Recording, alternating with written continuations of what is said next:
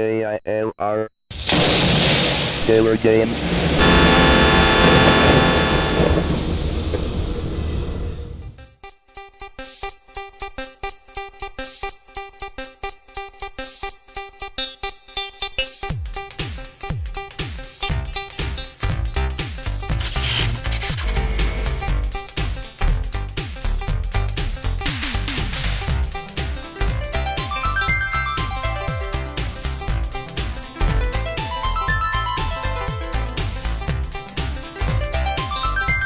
Hello, gamers, simmers, and pilots. Welcome back to the World Tour featuring Microsoft Flight Simulator 2. And it's been several months since we had an episode, but we're back. And I've actually had the time to find out how to get the scenery discs working. So got some great news with that. I had to use the DOSBox front end defend, D-fend. And with that, I can load the FS2 disk image and add another image for the scenery disk and use Control F4 to switch the disk. You hit the E key, which brings up the scenery, and works. It works. I was not able to get that done in DOSBox. I couldn't get it to switch floppies. It just didn't work, or it just froze it. But this doesn't. This actually works. So we're good. We'll be able to continue flying and matching up the Commodore 64, and mainly the Commodore 64 because it's going to have all that coverage. We're kind of going to be able to match the Commodore 64. I say kind of because I was doing some testing and changing the north and east coordinates, going in slew mode, checking out airports and stuff. And when I got to certain ones, everything vanished. Some examples, St. Louis, for example. You think, like, St. Louis? Yeah, St. Louis. I did a test where I was just was flying in that direction, and I was working on stuff, and the VOR comes up. But when I got to about 20 miles away, whoop, everything disappeared. All the roads disappeared. There was like lakes in the background; those were gone, and the nav radio, it was no longer giving me any distance. It's just like it all vanished. Like Thanos snapped his fingers and everything vanished. Or we went into an alternate dimension, like we went to the upside down. And it just all went away. I was still flying. It didn't crash. I was still flying, but it was gone. And the same thing, oddly, happens with Chicago O'Hare on the scenery disk. Not default, that's fine, but on the scenery disk, when you get close to Chicago O'Hare, boom, it's gone. I don't know. I don't get it. I don't understand it.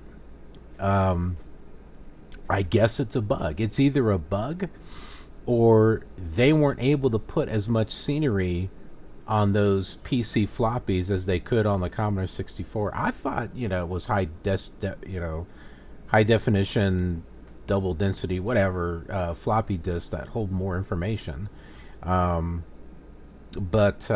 yeah. So most stuff is there. We'll kind of be able to follow along. I guess once we're doing those particular flights and it vanishes, we'll just go ahead and end the episode there, and we'll pick up where we left off. We're kind of flying over St. Louis, but yeah. So I got them working for the most part. So at least we're going to be able to do more than just the default area. Now I'm curious, for those of you out there who have played Flight Simulator 2 for Microsoft, not the Commodore 64 or anything, for the Microsoft one, did you have the scenery discs, and did the same thing happen to you? Maybe it's just because I'm running this in DOSBox. I don't know. I think it's kind of weird that everything works until I get to those certain areas. But I'm curious. Did you have that problem? Let me know. Let me know in the comments. It would be great. And if you just happen to be playing this on DOSBox,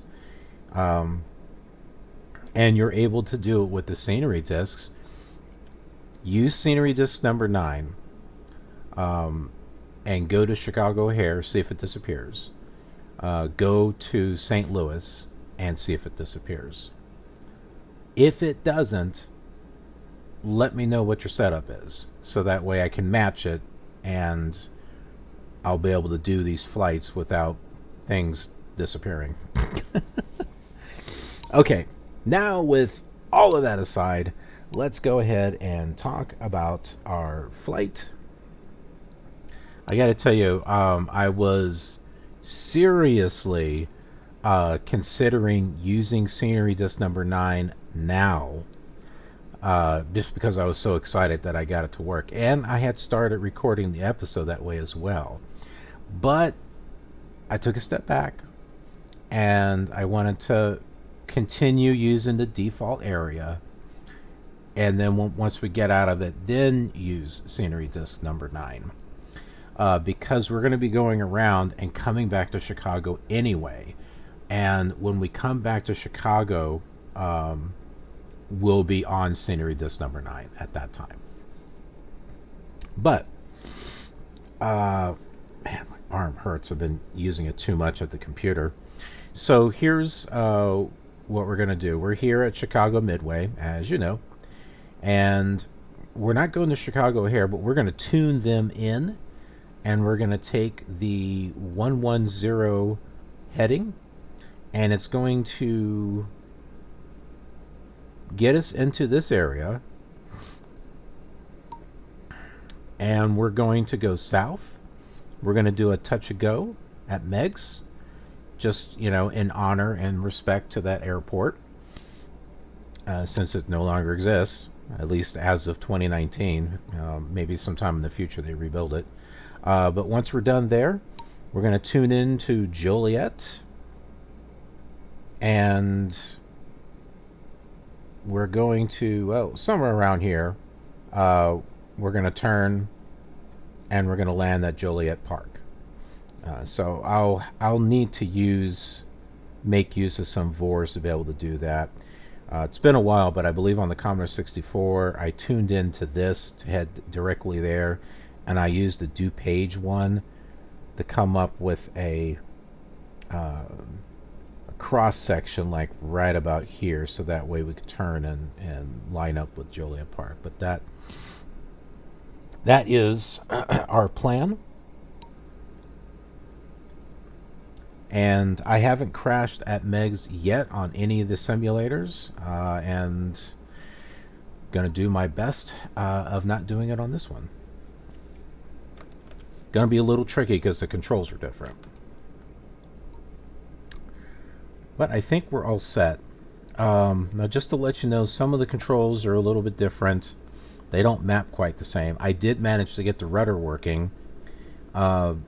The control card says on the numerical keypad it's the 0 and the enter key. No, it don't work that way. It's the 0 key and it's the plus key. That's the rudder. I got the magnetos working, and I've been able to shut them off too, so we seem to be okay with that. But we're going to go ahead and turn things on. So we'll hit M for magnetos, and if you watch this, see my mouse cursor here, this area here, look for the mags. This is hard to read, I know. You're going to see how this goes up. So we'll hit M2, Mix at the left, M3 right, M4 both, M5 start.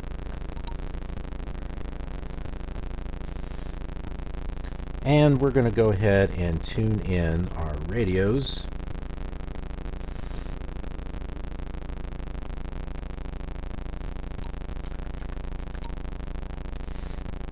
As we were talking about.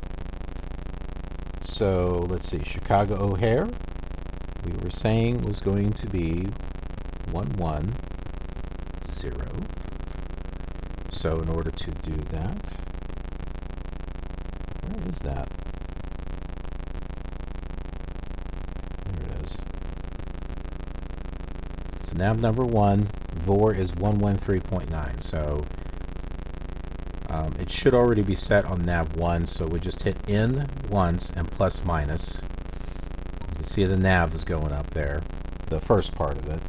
Take that to 113, do NN, we can do minus, and we've got it set to 113.9. See that? Now, with the V key for VOR, for the first one, the one on top, we can do plus and minus here also. So we'll set this, you can hold it down, set it to 110. Oh, by the way, I have this emulation set up at 500 cycles. That tends to be a good speed. It's still relatively smooth, and it's not like fast, so we should be okay there. And I'm going to tune in the... No, I don't need to tune that in. I don't need to tune in Lansing. I was thinking I was going to, but... I don't know. No, maybe I should. I'm going to tune into the Lansing VOR at about 355, maybe? No, that's probably going to throw us off. I don't know. Yeah, we'll do 355. And then when the needles meet, we should be able to, or close to it, we should be able to turn at that time and line up with Meigs. So N2 will be nav2. And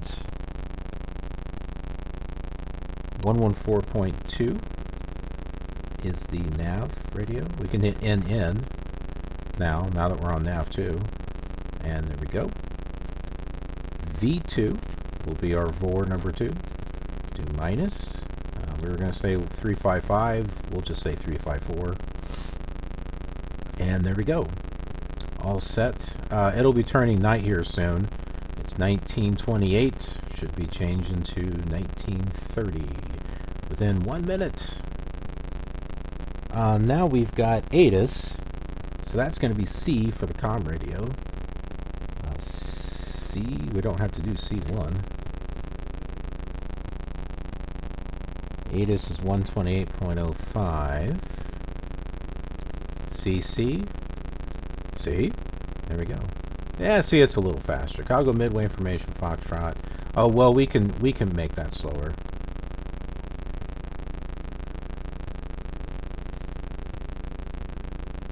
Four. Okay.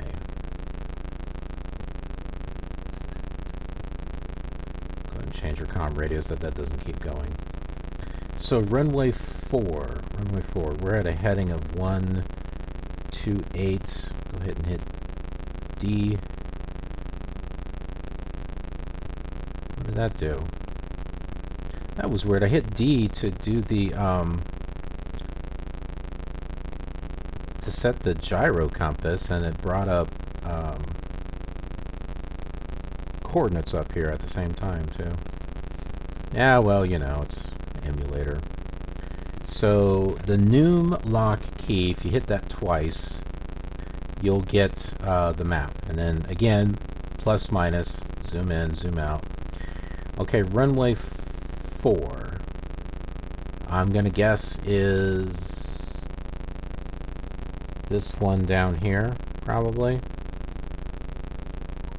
I mean, this is a runway 2, I think, but... Well, we'll turn. No, this is probably... I don't know. It could be a taxiway. No, they've got one this way now. Oh, it's so confusing.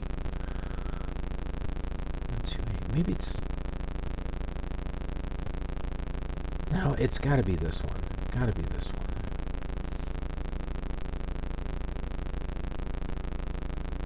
Well, we'll just go down this way. You know, what the heck.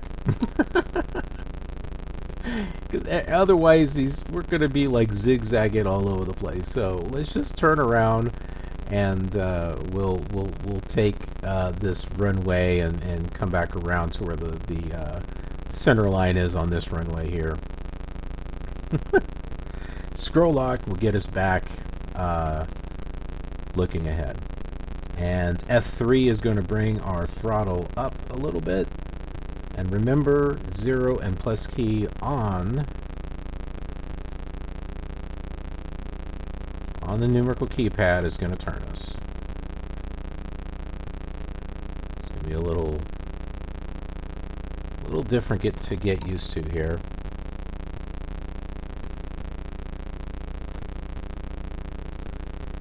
Five will center it.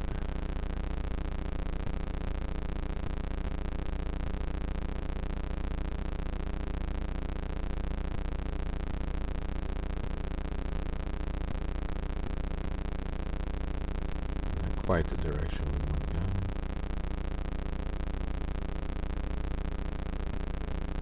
There's Chicago. Going to bring our throttle down just a bit. Period key will have us brake. Let's just go ahead and brake for a moment. Bring up the map. Okay, so yeah, that one with the center line is runway 4. So let's go ahead and bring our throttle up again, and we'll get ourselves turned around. It's a little hard to see it in 3D mode. So we'll get ourselves turned here. Actually, we don't have to go down the run, or do we? I don't know. There's a taxiway over here. We'll just use this.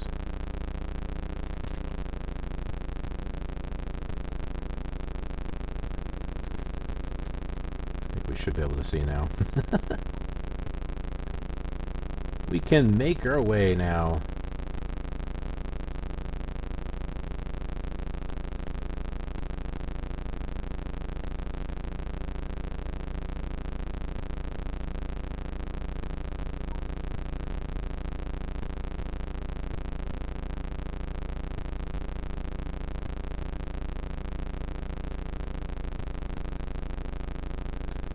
Should be crossing a runway. Yeah.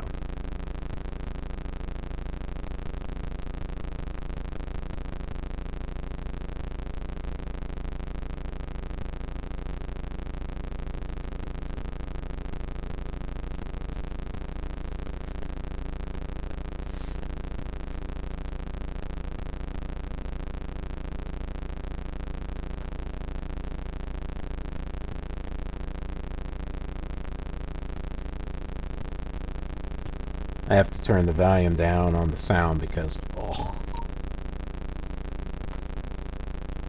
really hurts the ears. And you're probably thinking, dude, man, you could do the same thing on the recording. Well, I did turn it down. I at least want to have some type of engine sound so that way you guys can at least hear something. And it's not just nothing. Maybe nothing is better. Haven't had anyone complain about it yet.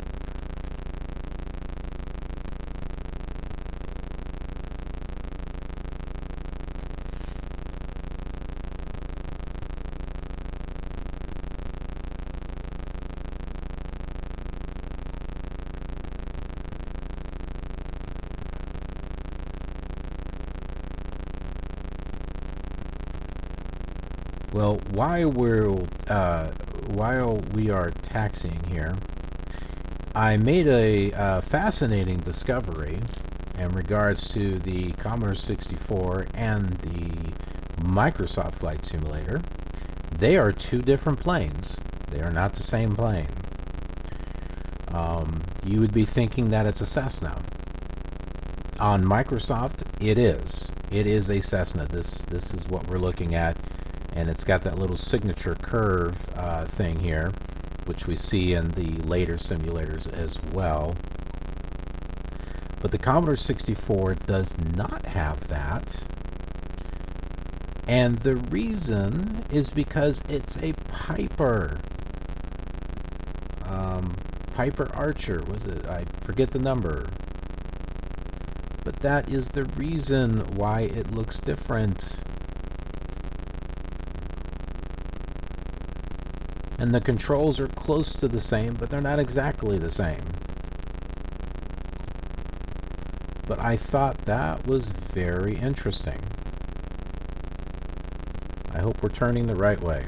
Let's find out. Hey, that looks like fuel in red.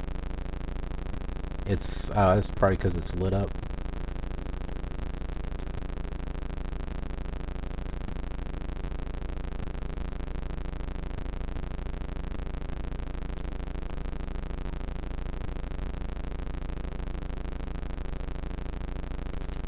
Bring our throttle back up again.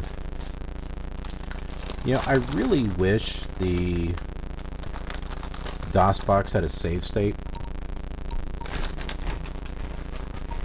because it's a pain to have to go back in and put my plane back where I left it. Slew mode is not relatively nice. You think you're going forward, but you're going right, or you're going left, or you're going at a diagonal. Slew mode doesn't quite work that way. Going forward is going north. Going south is going south.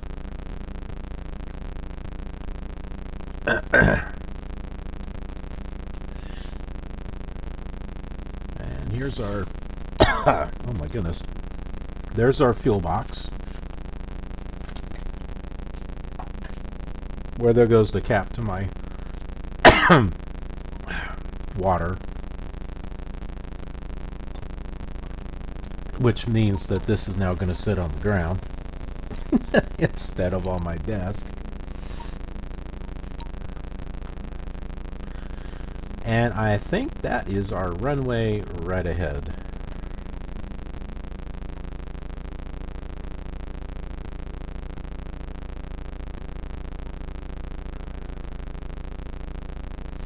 Let's take a look.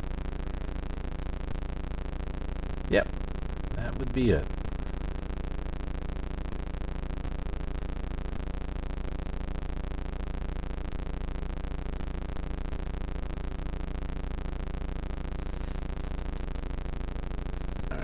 Get ourselves turned here.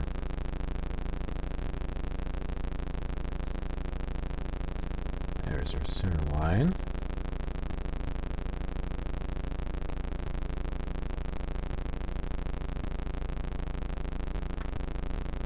There we go.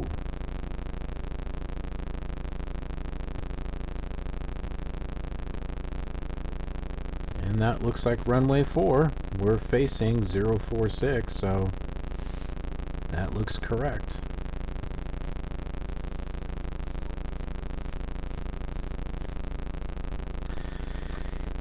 So, let's get going. Let's not crash. That'll be irritating. F3 will bring our throttle up.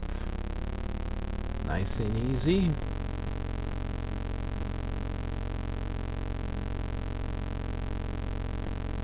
Let's get our trim up a little bit.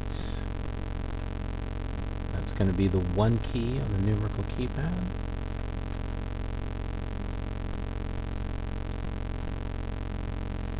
And we are up.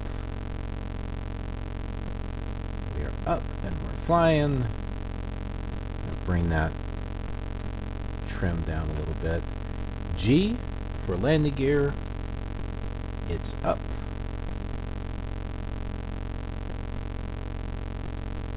And we'll start turning.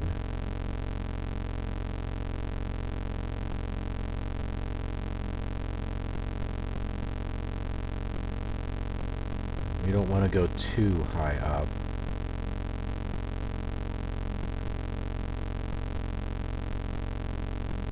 think 2,000 feet should probably do it. Start taking our throttle down with F2.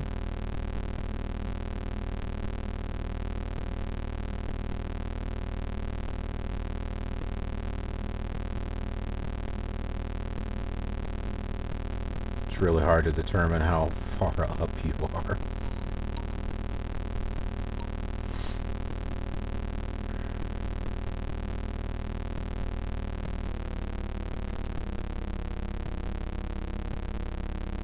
If we hit scroll lock and the 2 key, we can look behind us. Oh look, we actually have a beacon on this thing that actually blinks. Well, that's cool. Scroll lock 8 is going to put us looking forward again.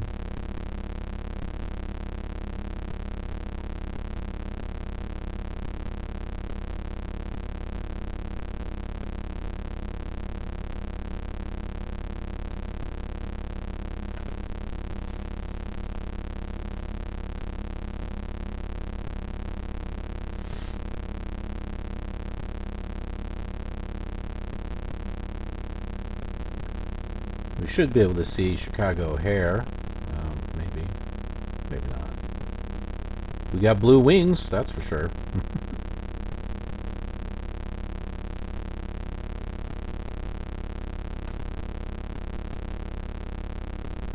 Throttle down just a little bit more.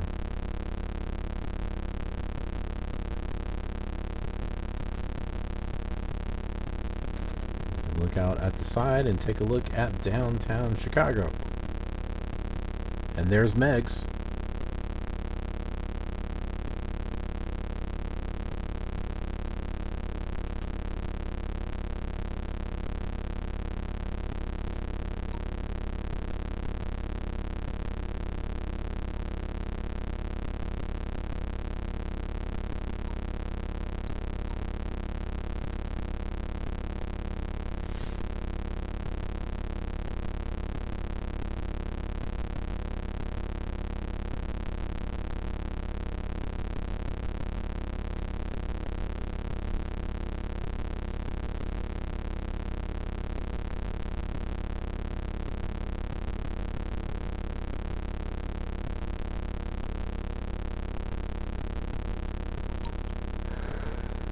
Oh, we're still waiting for VOR number 1 to center up there.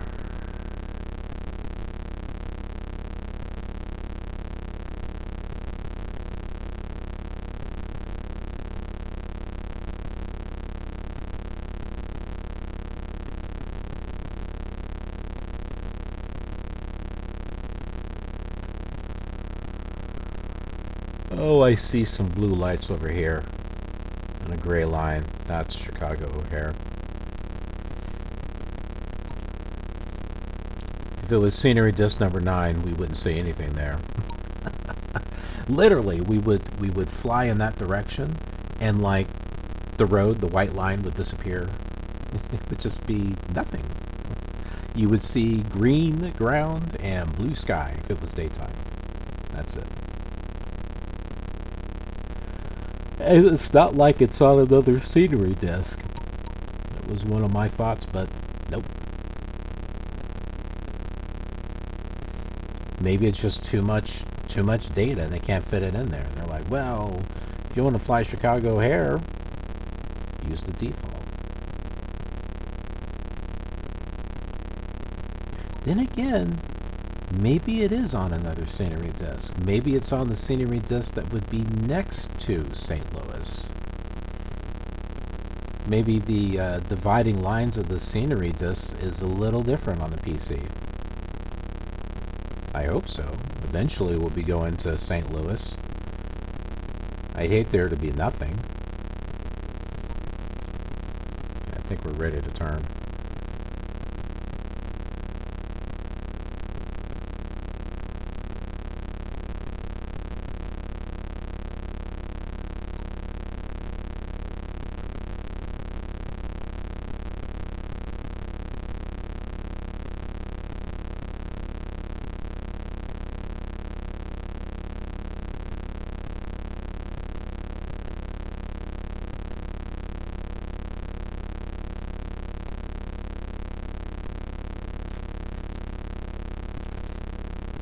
That looks about the right distance. It looks about what I did on the others.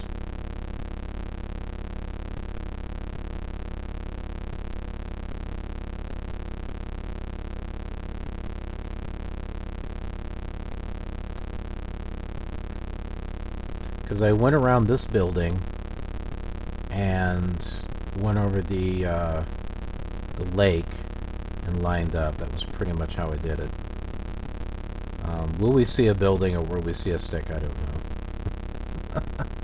know. We will see a building, yes.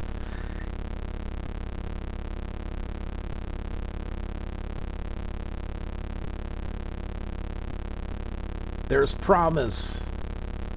There's promise for Flight Simulator 2.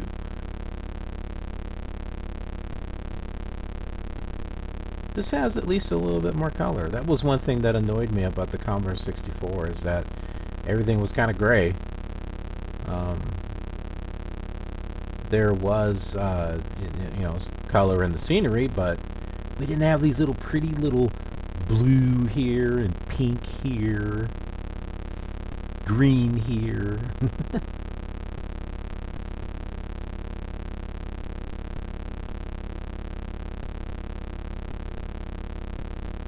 Now might be a good time to drop some flaps. Alright. So F4 is flaps full. No, that's not.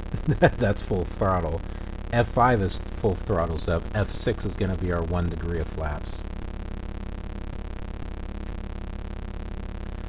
We'll get ourselves slowed down here. Probably need to use our trim a little bit. Work my way around the building.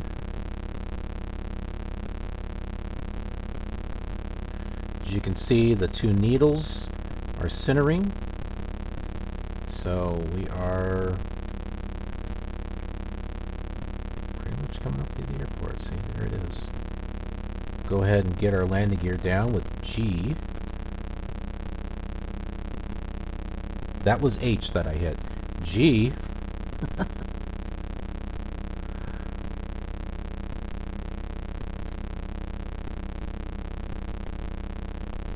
Throttle up a little bit. That's down. Like I said, takes a little bit getting used to here.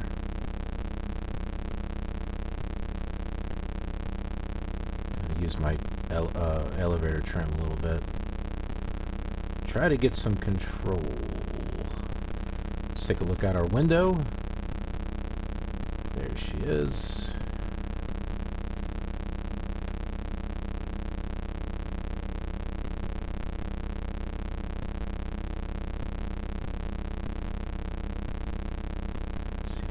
Get ourselves lined up here.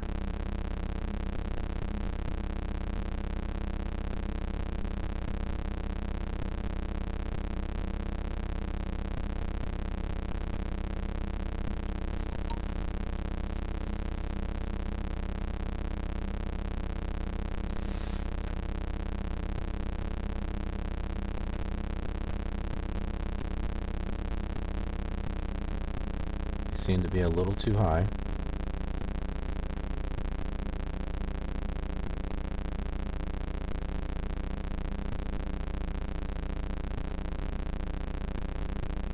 Hopefully we'll land on the actual runway.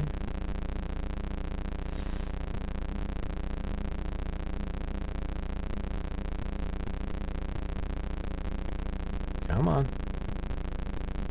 We gotta land towards the beginning of the runway. We gotta have enough room to throttle back up. Come on.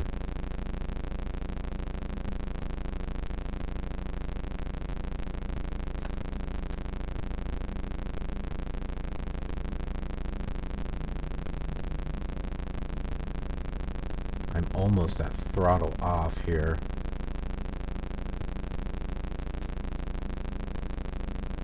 Let's not stall. Throttle up just a little bit.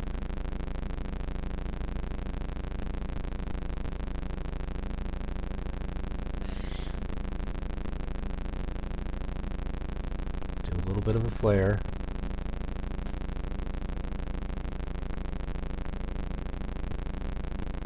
Flare, come on. Got it. Full throttle. Up we go.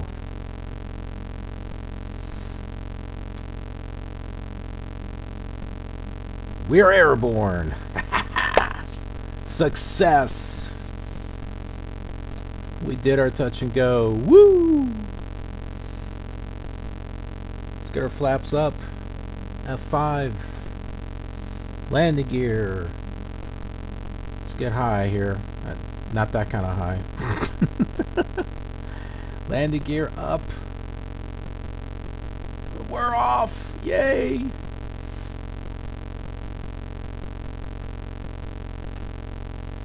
Okay, we can go ahead and set Joliet 112.3.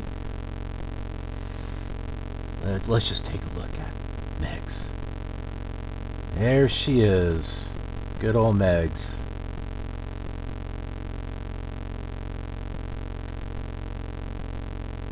Alright, N1 for nav number 1. 112.3. There's 112. NN. Right, 2, 3. There we are. And we will go ahead and V1. Change our VOR. And we're going to want to set this, center it. Come on. Nope, nope, too far. There we go. We want 242. Let's get turning here. There's a little bit of our rudder as well.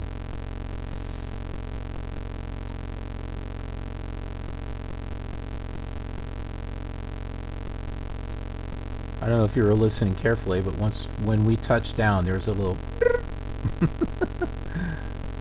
Ooh, a little too far.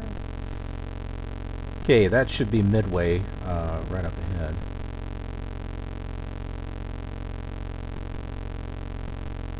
Oh, I think our gyro compass is off a little bit.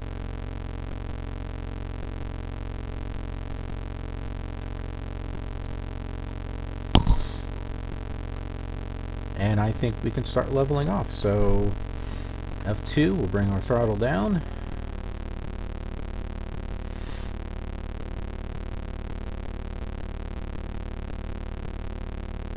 This should bring our airspeed back up.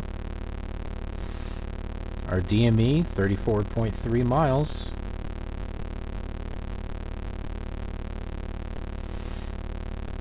I know when I first did this flight on the Commodore 64, I was like, oh, this is kind of a longer flight. That's nothing compared to the flights I've done later, where the mileage was like 70 miles. Throttle down some more.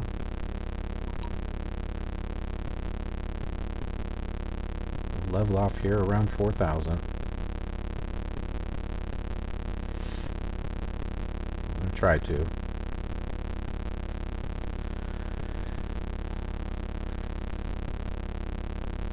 Okay, a little bit more down throttle. We got a couple of interstates here, and it looks like one's heading in our direction, right here. That's probably our direction to Joliet. And actually, I believe this is Route 66. Because Route 66 went through Joliet, so that's probably what that is. Or the remnants of Route 66. Historic Route 66 now.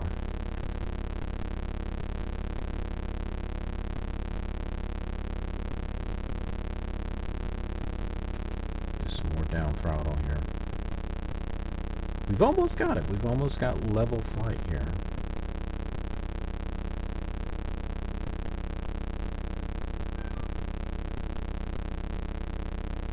Going slightly down.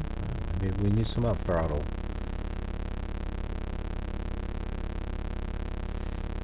Maybe we'll use down elevator or something. I don't know.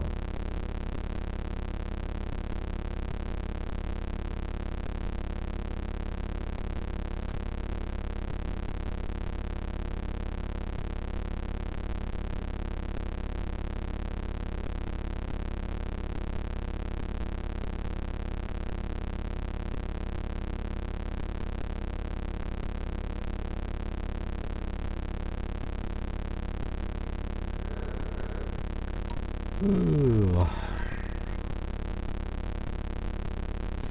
This can be quite tiring on the eyes, by the way.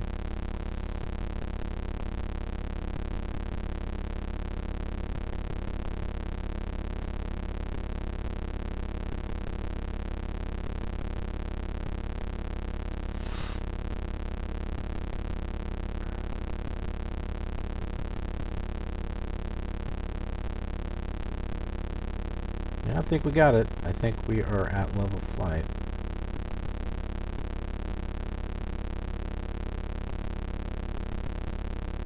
The A key would be for our altimeter as far as getting it set. I'm afraid of hitting A and fear that it will just reset everything. Because there should be only one key that resets the simulator, but I found like 3 of them. There's like 3 keys that reset it. Just like D. We hit D for the gyro compass, and yeah, it pulls up a score up on top. I guess we hit D again, make it disappear.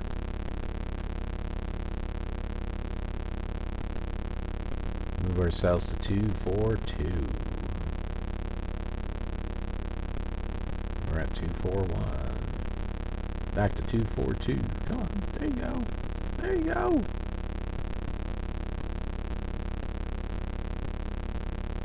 All set. Oh. Oh my goodness, I gotta stretch after that.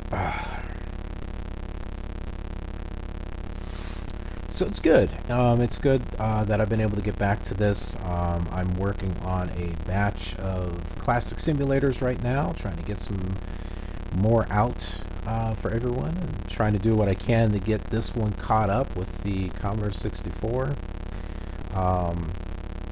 As you know, all the simulators are flying the same flight plan as much as they possibly can.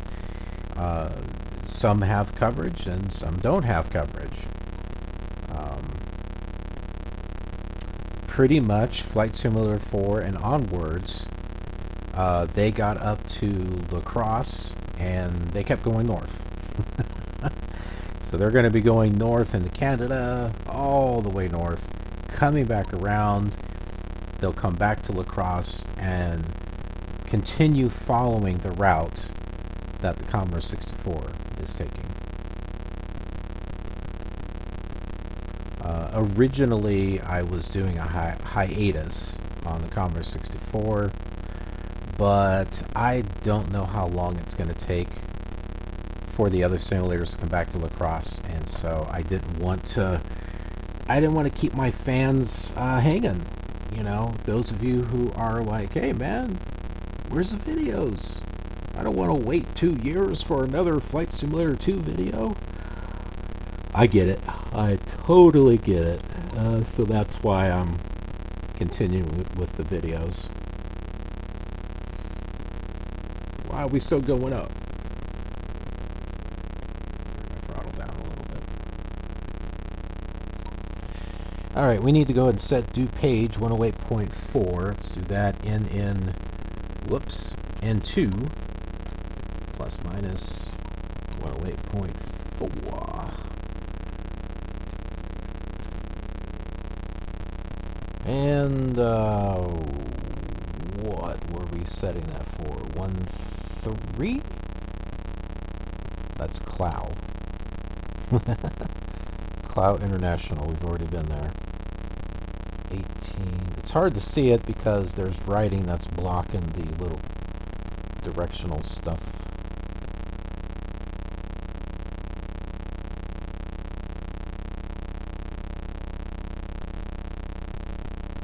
Not 15. Maybe 16. 160. Go ahead and give that a shot. V2.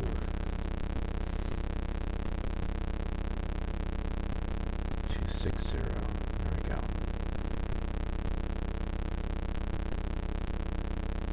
There's a blue light up ahead. You see that?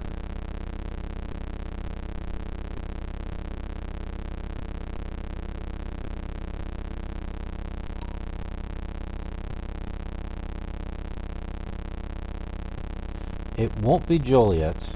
Joliet is going to be before and over to the left.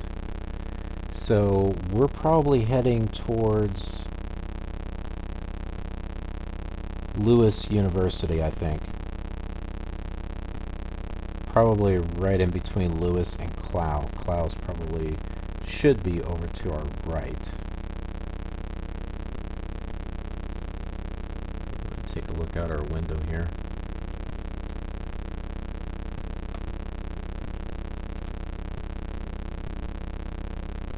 Now we got a beacon on this side, it just doesn't blink. I guess it's not a blinker.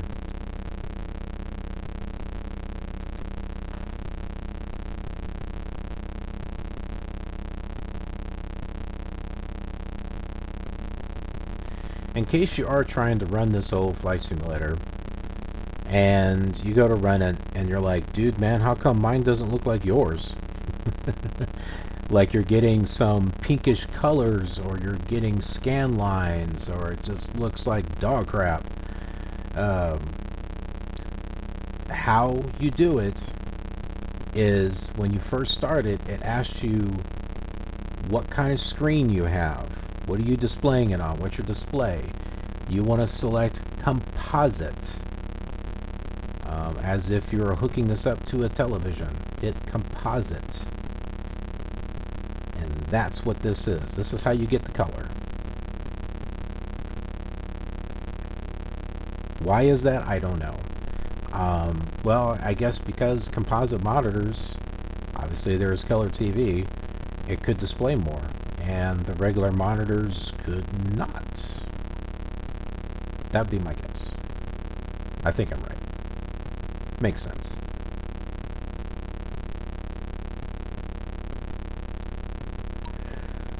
Okay, so we got a little city over there to the right. I'd say based on our distance, that is Joliet.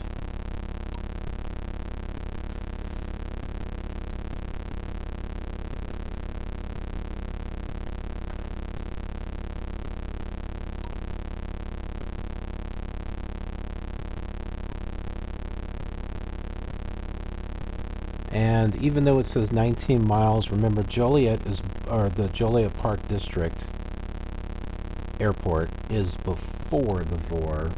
So I think we need to start. Our descent.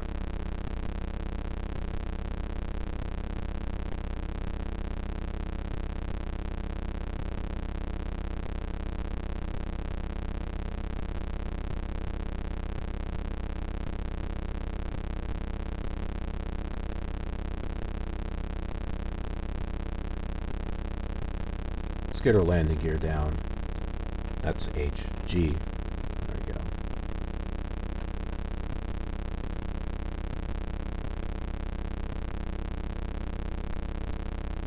Now, I don't think that blue is the airport. I'm pretty sure that it's just a runway, and I don't think this is going to have taxiways.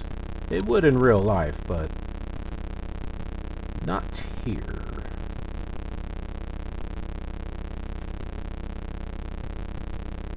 Gotta make sure we trust our instruments here. VOR number 2.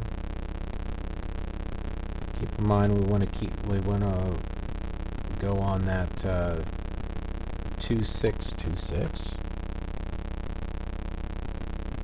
Well, that's totally not right. V2, it's 16.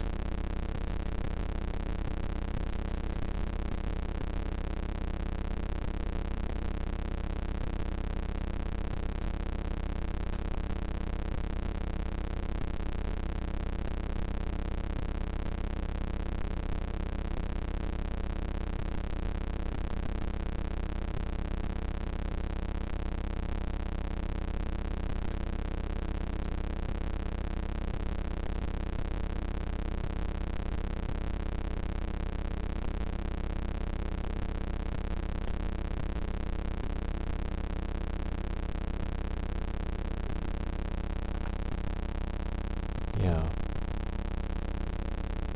Just checking everything. 108.4. 6. That should be right.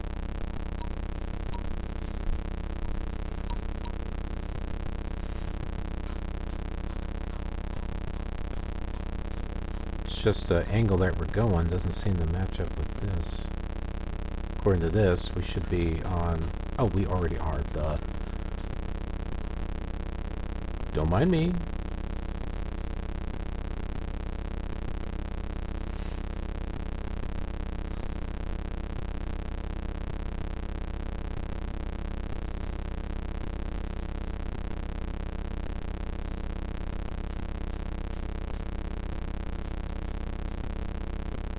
Nothing yet. That is Joliet, make no mistake. What's the blue? I don't know. Cars?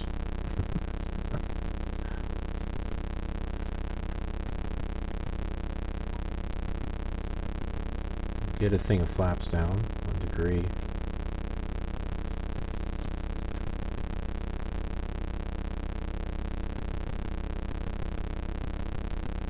Use a little bit of elevator trim. There's our throttle a little bit. Let's control our rate of descent. Let's make sure we're descending though, and not going up.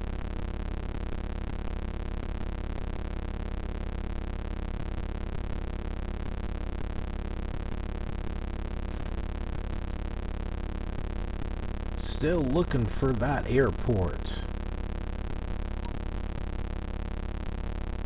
I don't know, maybe that is Lewis University.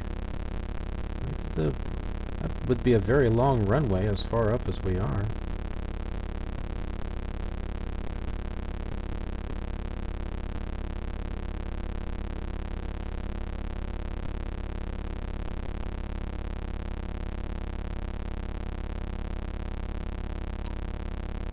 Joliet is at 582 altitude.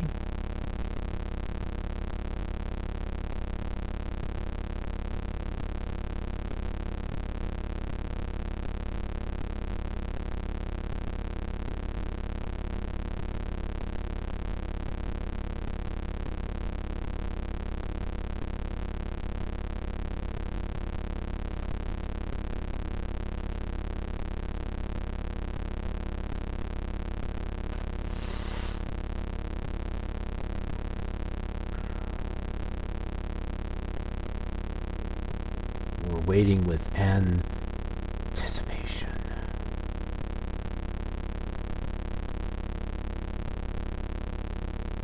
We know the airport's out here somewhere.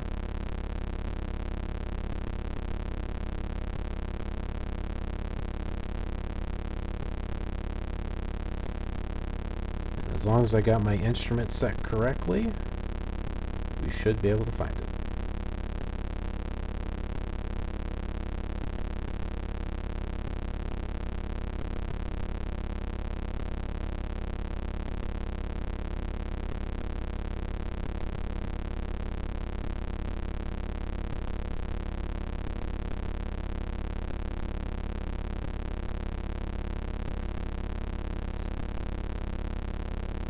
Maybe it's that blue over there. Maybe that is the airport. You know what? I think it is. That's a blue center line right there.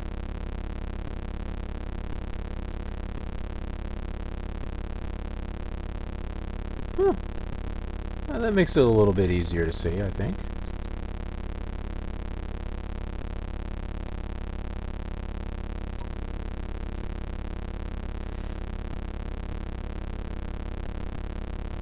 Though we're only 9 miles away from Joliet, we should be turning here soon.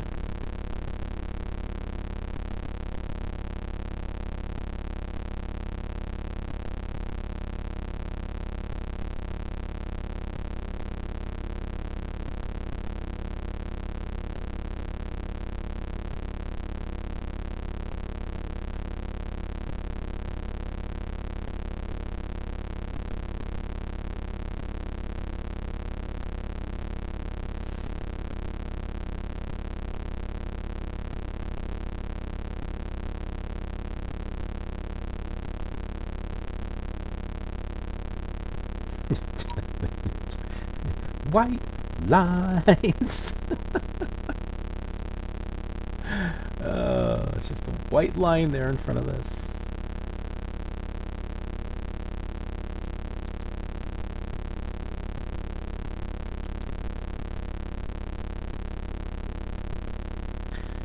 Vor number 2 is moving. It's moving.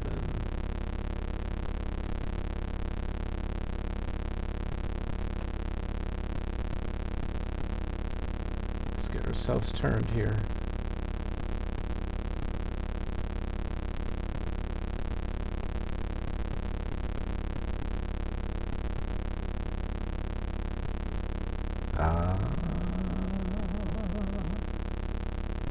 Yep. I think that's it.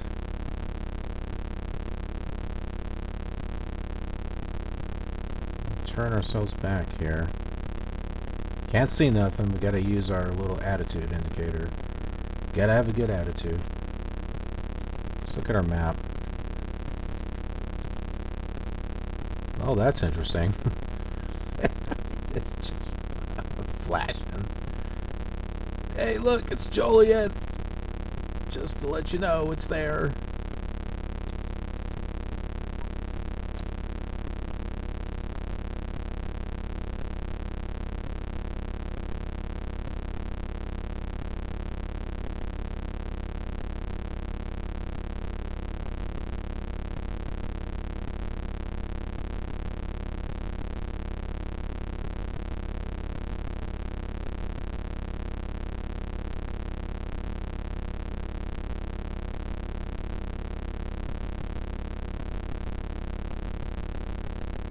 There's like nothing to look at out here.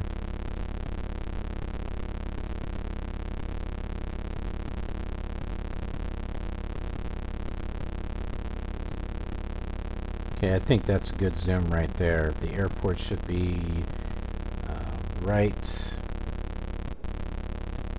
You can see my mouse cursor. It should be right over here somewhere.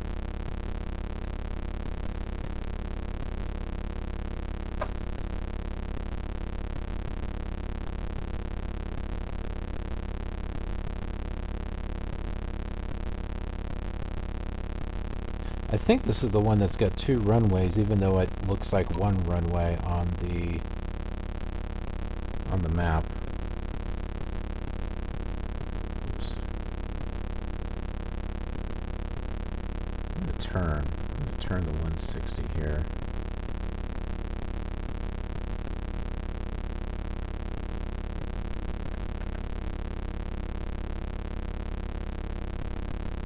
Well, what is that in front of us? Oh, well, that can't be it.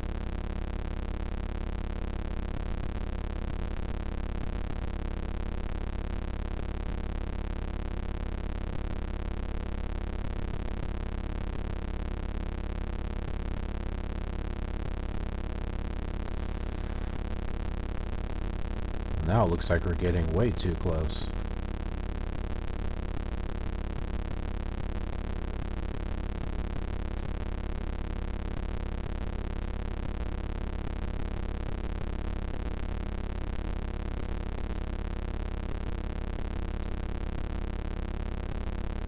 It's all illusion. You think you're going fast, you're really not going fast. Well, I guess we're not going to be landing on the runway that I think we're going to be. I don't know. It's hard to determine on the map. I think we'll get it.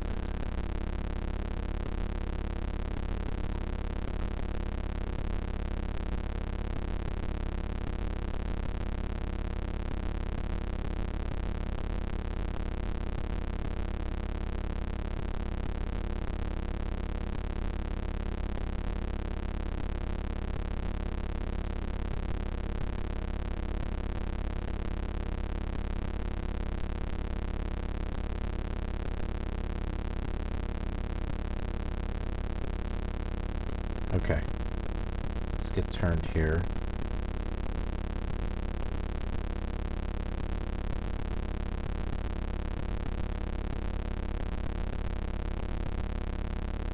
Where are you, airport?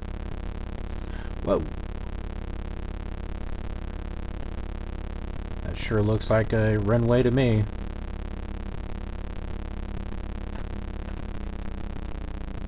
When throttle down.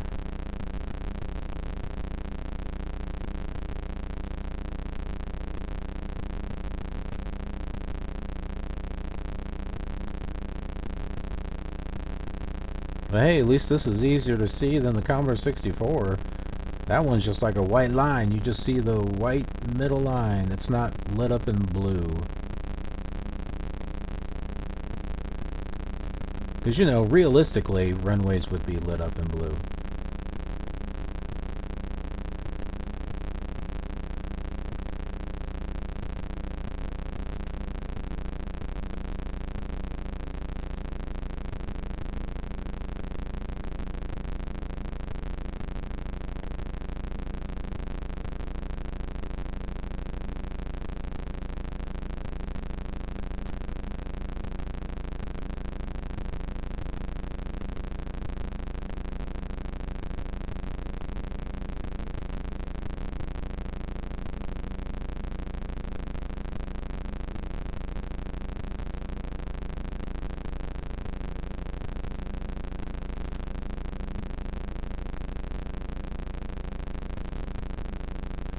Just a little bit more.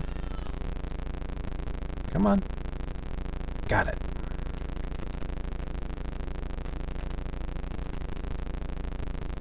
Period.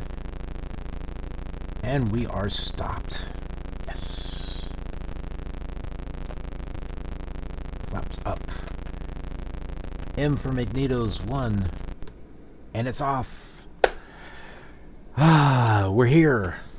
Oh man, on these old simulators, it's such an accomplishment because you don't have all those navigational aids and stuff like that, you know? You gotta sit there and do this the old-fashioned way, and so when you finally get at the airport and you land, it's like, yeah! Alright, so we're at Joliet. Welcome to Joliet. And thank you for joining me on this video. Be sure that you do that thumbs up, do that like, and subscribe, and ring that notification bell. That way, I know you're out there, and you know when I get a new video uploaded. Whether it's Flight Simulator 2 from Microsoft, or SubLogic, or Flight Simulator 98, or FSX, X-Plane, or Prepared. I have P3D now. So take a look. I've got some test videos that I've done. Plus I have one full flight where I did a flight away from Hurricane Dorian from the Bahamas. No disrespect of what happened there. I was just looking for a challenge weather-wise to see if I could actually do that flight.